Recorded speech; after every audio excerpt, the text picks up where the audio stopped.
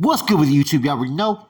Big Flacco with the convict's perspective, and I'm gonna smash, dash, slide on through with a little bit of energy. Please hit the like, subscribe, comment, do all those things to help support this channel, and hit that bell notification for future fire content. As you guys know, a couple days ago, I talked about the West Side Mob being greenlit, then being cleared, and being requested a high number of Surenos that they were supposed to take out in the streets. Now, see, this was the goal of the NF at the time on the streets of San Jose to declare war on all Sureños, right? Now, it was always war out in the streets, but this was a whole different type of war. The NF was getting involved, and they were declaring war. As many are aware, the mob took out, I think, about 4 Sureños out there in the streets at that time, and maybe knocked down about 16 other people, you know what I'm saying, that were not killed but were shot. Now, other hoods were then approached about a declaration of war. The mob was the one that was kickstarting it because they were greenlit by the NF at that time, and they had like a ridiculous number that they expected them to kill. I think it was like 12 or 14, I think, right? Just some crazy ass figure. From there, Sammy and the other carnales in the area, right, which there wasn't many out there in the streets, decided to declare war on all Sureños, right? Palmas got involved second. As you guys know, Palmas ended up catching a big case with them catching several hot ones out there, as well as Barrio East Side, Mas Locos, and I think Barrio East Hills. All the B-boy barrios at that time on the east side. And what was going on is different individuals who were plugged into different regiment commanders at that time were out in the streets getting at all the hoods, and they were supplying the hoods with artillery, okay? Now, the instructions were this. They wanted bodies to be knocked down, and they wanted to read about it in the newspaper the next day. You see, many of the C's that were out there at that time had gone in around like 91, 92, and there wasn't, like I said, a big group of Sureños out there or Southsiders out there in San Jose. But over time, they started to grow and grow and grow, and now they were homegrown out there in the streets. And a lot of the carnales that had just stepped out were kind of shocked by what was going on out there, that they wanted to impose this green light.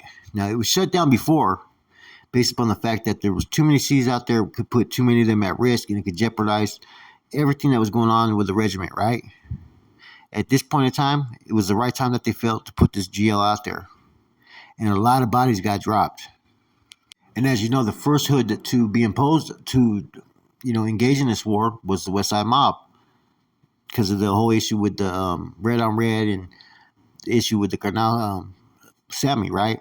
Now, the next hood that was involved was Palmas. Now, as you guys already know, and a lot of people who are out in the streets remember this, that previously, Palmas almost had a green light put on them when one of them got out of pocket and said, fuck Norte. Now, there was no reason mentioned why a green light was being imposed on all Sureños in San Jose at that time. It was just being imposed, and I think it was a lot to do with the success that they were seeing with the mob getting out there and getting active on the Sureños at that time. Bam, that next you know, Palmas was, and now other hoods started to get involved. Now, there was a few brothers that were out there that had some type of longevity as far as, not returning back into custody, right? And they knew what was going to happen with this, man. Some of these dudes that came implementing this, new green light didn't realize that the back fucking lash that they were going to get from fucking law enforcement, man. I mean, the one who was the one that put the green light on the Sureños was fucking Sammy Wino Ramirez. Now, he had the support of other C's like Charlie Campa, who was still out there, right, from Hollister. But Charlie was all the way more towards Morgan Hill, Hollister.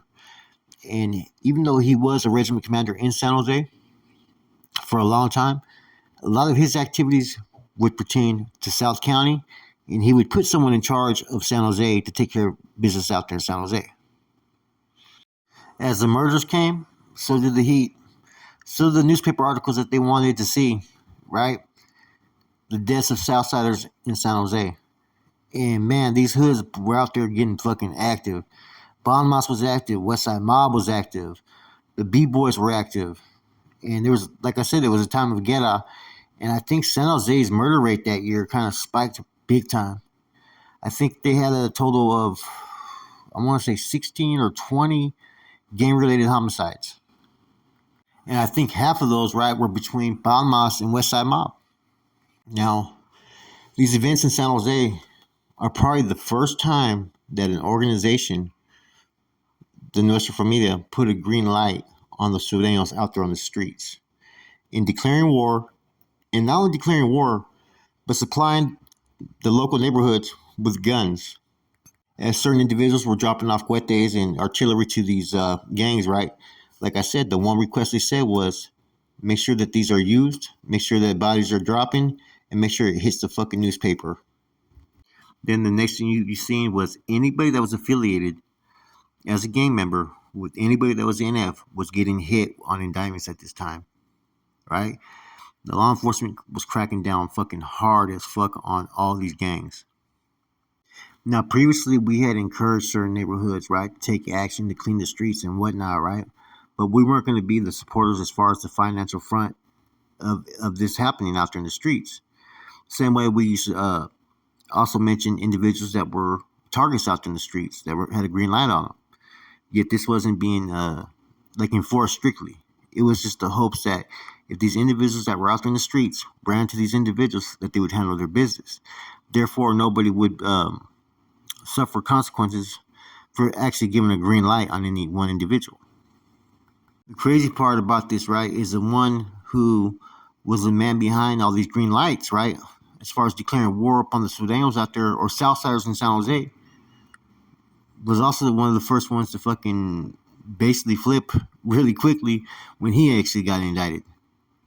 Now, this whole situation, it had a backlash effect to where a lot of homies in San Jose are still feeling it to this day, right? Because the same person who gave the green light, that several homeboys either caught life or long prison terms, right? Same individuals also flipped the script and testified against them. Now that's the crazy part in the whole story. See, not everybody knows that, yes, Westside Mob was greenlit, and part of their discipline procedures was to kill a certain amount of Surenos, right? But that was the first stages in the war that certain NF members wanted to kick off in San Jose against the Southsiders. Then Palmas got involved, and then other hoods got involved. Now, when you got the main person who's putting this green light, testifies and gets out, and a lot of homeboys are doing time, man. Like I said, it broke the morale. A lot of homeboys pretty much quit, quit having trust in the homies, man. There was a period, right, where a lot of people felt that stuff that had gone on in the past was being cleaned up out there in San Jose. But shortly thereafter, everything got fucked up real quick. Anyways, I felt the need to elaborate a little bit more because, yes, the Westside Mob was involved in this, order to remove and kill Surenos on the streets, right? But also were other hoods. And not all these hoods were under discipline or under the threat of being greenlit. They started requesting hoods to get involved.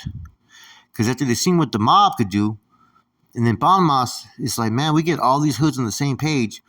They felt that they could probably potentially eliminate the Surenos in San Jose. And that was the whole thing that they wanted to do, was eliminate San Jose where they were Sureno, Southsider free. Now, if you were paying attention to the profile I did on Sammy Bueno Ramirez, right?